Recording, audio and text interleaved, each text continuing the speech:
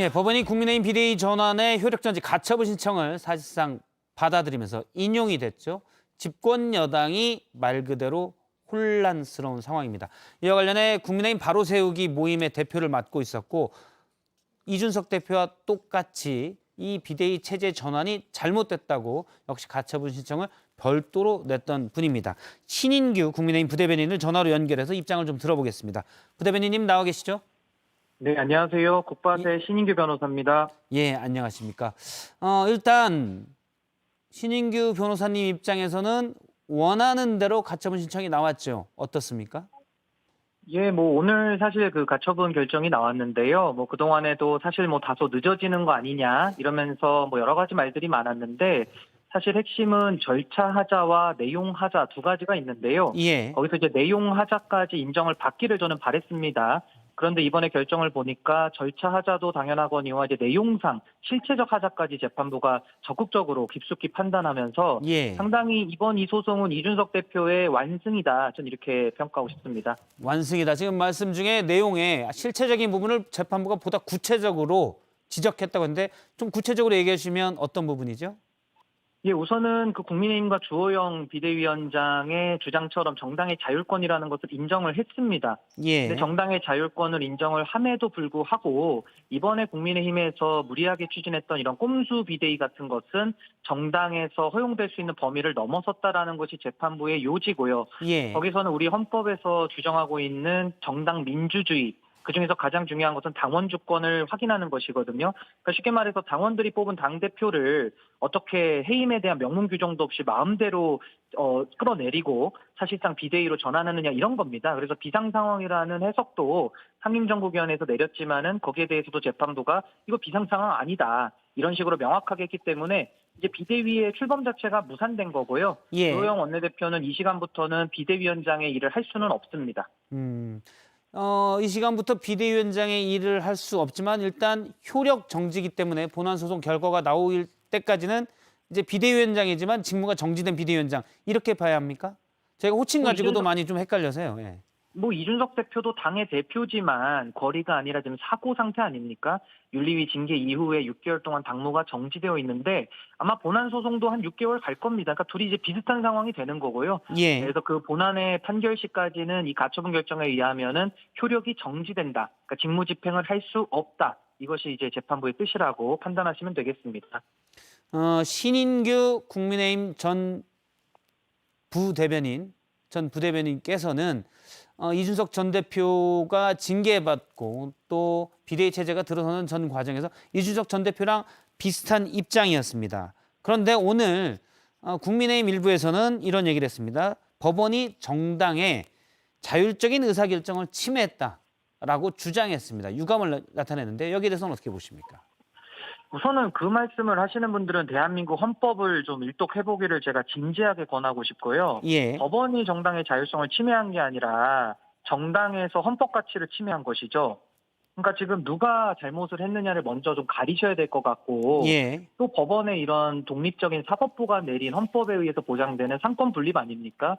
예. 독립된 법관이 법과 양심에 따라서 판결을 내렸는데 그마저도 받아들일 수 없다. 내지는 정당의 자율권을 또 침해했다라는 식으로 말씀하신다면은 좀 판결문을 다시 한번 꼼꼼히 좀 읽어보시고 또 헌법 전문도 또 헌법에 대해서도 그 인용을 많이 하고 있으니까요. 우리 대한민국 헌법을 좀 읽어보시기를 제가 좀 말씀드리고 싶습니다.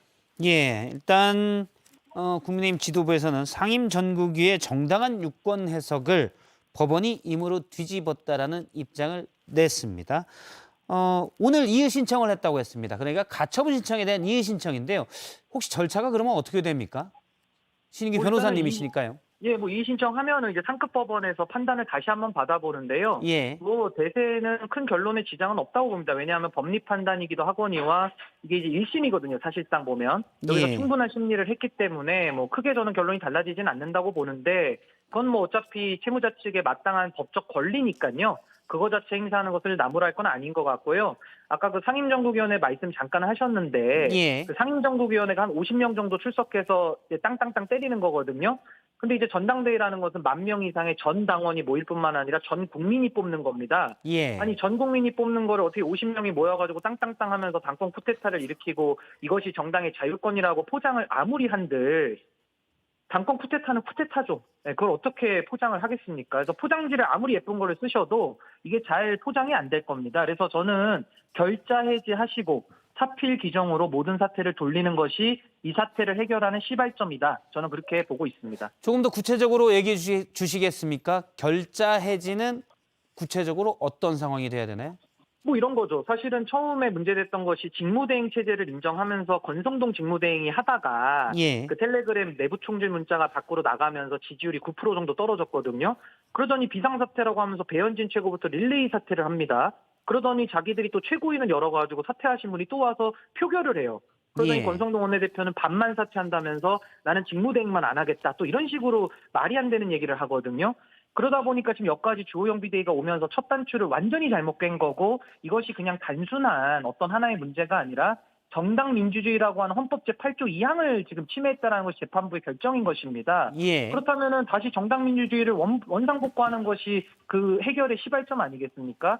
그렇다면은 원래대로 돌아간다 그러면은 배현진 최고가 사퇴하기 직전, 즉 7월 29일 이전으로 돌아가면 될 것이다. 전 이렇게 보고요. 그거 못 돌릴 이유가 뭐가 있습니까? 본인들이 이거를 당권 쿠데타를 하다가 실패한 것이고 이 실패의 책임을 소재를 가려가지고 책임을 지시면 되는 거거든요. 예. 저는 뭐 원상복구 못할 이유가 전혀 없다 이렇게 자, 봅니다. 원상복구라고 말씀하셨는데 예를 들어 배현진 전 최고위원, 조수진 전 최고위원, 윤영석 전 최고위원 등은 이미 사퇴서를 냈기 때문에 사퇴가 확정이 된 거고요. 그러니까 권성동 직무대행 체제로 그러면 이제 성일종 정책위의장, 김용태 최고위원 등이 남아서 일단 가야 된다는 말씀이시군요. 그 남은 자들이 있을 때 그 최고위의 기능 상실이 아니라는 것을 예. 권성동 원내대표도 인정을 했고요. 그러니까 최고위를 열어서 그걸 했죠. 예. 기능 상실이 아니니까 기능을 했고요. 재판부도 그 논리를 그대로 쓰고 있습니다. 최고위가 기능 상실이 아니라는 겁니다. 비상 상황이 아니기 때문에 그렇죠. 그러면 지금도 그 원래대로 돌아가서 그 남은 분들이 최고위를 열고요. 거기서 전국위원회를 빨리 개최를 해서 최고위원 보궐선거를 하면 됩니다. 왜 당원 예. 당규에 나와 있는 것을 기조국의 그 유권 해석을 받아서 진행하시면 될 일을 왜 당에서 당원대로 안 하니까 자꾸 외부에다가 당은 어떻게 해야 되나 이런 질문이 나온다고 보거든요. 당원 당규 쓰여 있는 대로 하시면 되는 겁니다. 그래서 그 부분에 대해서는 당원 당규를 또 한번 살펴보시기를 좀 권해드립니다. 당원 당규에 쓰여 있는 대로 해라. 그래서 상임 전국위를 열어서 부족한 최고위원을 더 선출하면 된다는 말씀이시죠? 예, 그게 당원 27조 3항에 나옵니다. 실제 근데 그 법원 나오는 오늘 걸 안 했기 판결문에도 때문에. 그렇게 하면 최고위 기능이 충분히 기능할 수 있다라고 또 얘기한 바가 있습니다. 그리고 법원에서도. 법원의 얘기는 일단 비상 상황이 아니라는 겁니다. 예. 그 비상 상황이라고 했던 상임정국의 결정은 내재적 한계를 넘어섰다라는 말이 나오거든요. 예, 그 법원의 판단이 정확합니다. 그러니까 상임정국위가 결정할 수 없는 것을 결정하면서 그걸 기반으로 권위를 삼아가지고 진행을 한 거거든요. 그것이 잘못이라는 겁니다. 민주적 정당성은 당원이 뽑은 당대표를 하위기관이라고 할 수 있는 대의기관인 상임정국위에서 비상 상황으로 선포를 하고 그러면서 당대표를 끌어내리는 이런 근거 없는 해임. 이건 잘못됐다라는 것이 오늘 법원의 결정의 핵심입니다. 예, 짧게 요거 하나 여쭤보겠습니다. 혹시 법원의 가처분 결과가 나온 뒤에 이준석 전 대표와 연락을 하셨습니까? 아니요, 저는 연락을 못했고요. 연락을 오늘 뭐 못했고. 저에게도 너무 많은 분들이 전화해주고 계셔서 예, 그렇죠.